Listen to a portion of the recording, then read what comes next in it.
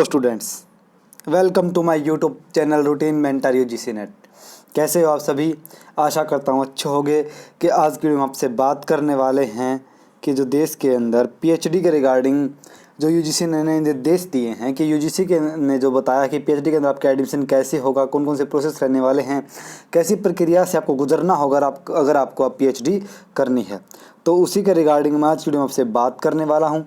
अगर आप हमारे चैनल पर न्यू, चैनल को सब्सक्राइब करें और साथ बेल आइकन को प्रेस करें और इन वीडियोस को अंत तक देखें, ताकि आप पीएचडी करना चाहते हैं या इसके बारे में जानकारी लेना चाहते हैं तो इस वीडियो को कंप्लीट जरूर से ज़रूर देखें। तो आइए शुरू करते हैं आज की वीडियो। ये एक न्यूज़पेपर की ऐड है, एक जो कटिंग है जो हमारे यूजीसी के चेयरमैन है जगदीश सर ने इसको शेयर किया था।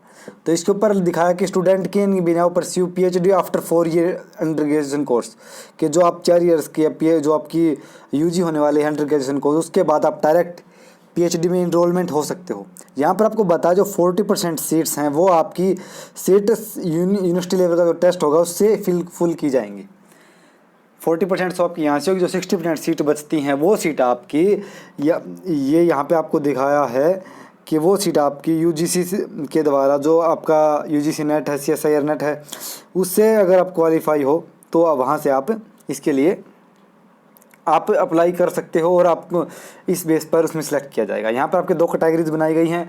एक आपकी यहाँ पर 40% सीट जो रहने वाली हैं आपकी वो, और 60% आपकी सीट अलग से हैं जो यूजीसी नेट या सीएसआईआर नेट या आईसीआर नेट की तरफ से आपको दी जाएंगी।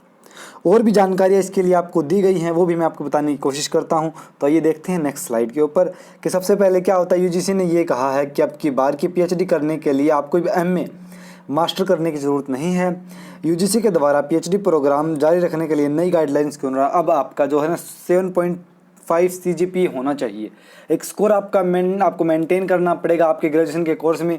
जो आपका 4 ईयर का अंडर ग्रेजुएशन कोर्स होता है उस कोर्स के अंदर आपका अगर 7.5 सीजीपीए अगर आपका है तो आप हैं। और पीएचडी को लेकर, डिग्री को लेकर हाल ही में नए रेगुलेशन यूजीसी ने जारी किए हैं और उसके लिए प्रावधान भी किया गया है कि आप कैसे पीएचडी कर सकते हैं आगे। कि अब जो है ना हर यूनिवर्सिटी के अंदर 4 साल का आपका कोर्स शुरू हो जाएगा। +2 के बाद आप डायरेक्ट 4 साल लगाओ और डायरेक्ट आप पीएचडी में जा सकते हो। इस तरह की पॉलिसी लेके आ रही है। जो न्यू एजुकेशन पॉलिसी 2020 के अंदर क्या हुआ कि जो आपकी एमफिल है उसको पूरी तरह ख़त्म कर दिया गया है। साथ में जो 4 साल का अंडर ग्रेजुएशन कोर्स शुरू करने की घोषणा की गई है और इन्हीं के प्रावधानों को ध्यान में रखते हुए यूजीसी ने पीएचडी के नियमों में बदलाव भी कर दिया है। अब डायरेक्ट पीजी ना करके आप पीएचडी कर सकते हैं। सेक्शन कैसे लागू होने वाला है कि ये जो आपका आगामी स्तर 2022-23 से लागू होने वाला है और इसमें प्रावधान को हमारा जो उद्देश्य है वो शोध को बढ़ावा देना है। यूजीसी कह रही है कि हमारा उद्देश्य शोध को बढ़ावा देना। साथ में यह भी बताया कि यूजी कोर्स में 7.5 से अधिक सीजीपीए लाने वाले छात्र ही पीएचडी में एडमिशन ले सकेंगे। अगर इससे कम आपके अगर सीजीपीए हैं 7.5 से कम है तो आपको 1 साल की मास्टर डिग्री मतलब एमए एमएससी करनी होगी। उसकी डिग्री आपके पास होगी तभी आप पीएचडी में कर सकते हैं। कंडीशन यहाँ पर 2 हैं।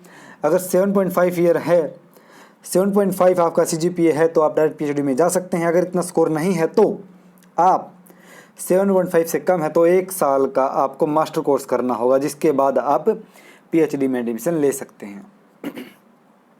नेक्स्ट, जो एससी है, एसटी है या ओबीसी के जो छात्र हैं उनको 5% की छूट दी जाएगी। कैसे कि जो आपकी परीक्षा है, जो आपका 40% का जो पेपर है, जो टेस्ट बेस होने वाला है, उसके अंदर क्या है, जब आपका वो एंट्रेंस एग्ज़ाम होगा उसके अंदर आपके रिसर्च से, एनालिटिकल अंडरस्टैंडिंग से, आपके क्वांटिटिव जो क्वालिटी है उसको मेजर करने के लिए जो आपके प्रश्न होंगे उनका जो टेस्ट देंगे वहाँ पर प्रवेश परीक्षा 50% कम से कम चाहिए। किसको चाहिए?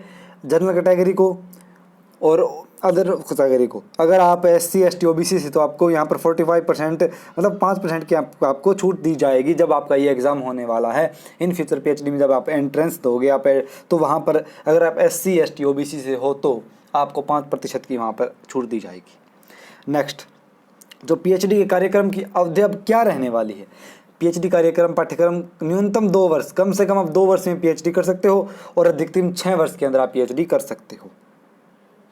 उसके लिए जो सभी संस्था के कानून होंगे, जो अध्यादेश होंगे, वो सभी धाराएं आपको माननी होंगी, लेकिन 2 साल तक ये आपका पाठ्यक्रम का भी रहने वाला है।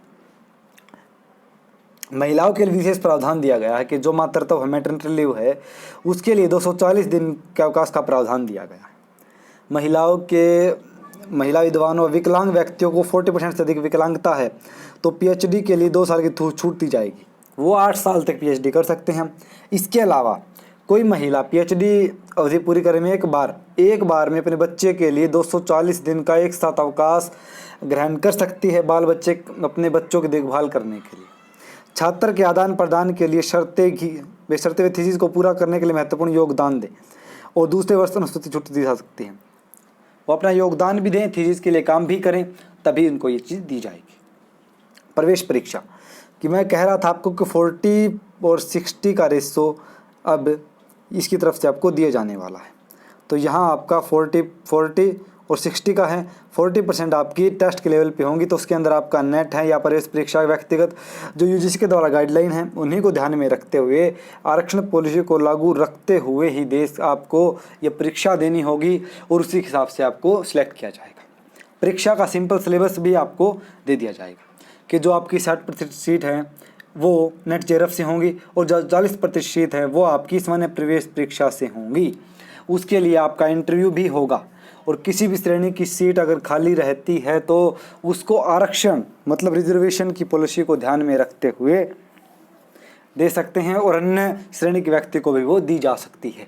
ये बातें भी आपके लिए बहुत ही महत्वपूर्ण हैं, ये आपको जानकारी चाहिए। और मैं अगर सिलेबस की बात करूं, इस एंट्रेंस एग्ज़ाम्स की आप सिलेबस की मैं बात करना चाहूं तो यहाँ पर आपका 50% आपकी रिसर्च होती है और 50% आपका जो यूजीसी नेट के द्वारा जो सिलेबस दिया गया है आपका सब्जेक्ट वाइज वो होगा।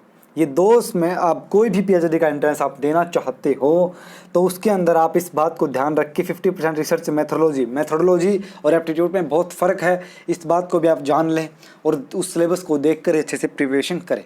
रिसर्च मैथोलॉजी और रिसर्च एप्टीट्यूड के अंदर मैथोलॉजी के अंदर आपके बहुत सारे टर्म्स, बहुत सारी टाइप्स आएंगी जो क्वान्टिटेटिव मैटर को ज़्यादा सोल्व करनी है।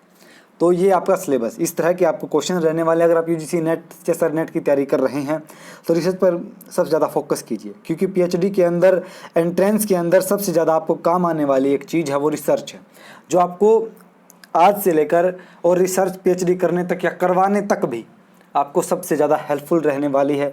तो अपने सब्जेक्ट पर और रिसर्च मैथोलॉजी पर सबसे ज़्यादा फोकस आपको करना चाहिए और उसके रिगार्डिंग आपको कोई भी जानकारी चाहिए और कोई भी डाउट है तो आप वो भी हमें कमेंट बॉक्स में पूछ सकते हैं। और ये पॉलिसी बहुत जल्द लागू होने वाली है, इसलिए आप भी प्रिपेयर रहें। आप जो भी बच्चे +2 के एग्ज़ाम दे रहे हैं उनको पहले से प्रिपेयर रखें और आप भी प्रिपेयर रहें। और कोई भी जानकारी चाहिए तो हमें कमेंट करें या बार बार हमें फॉलो करें।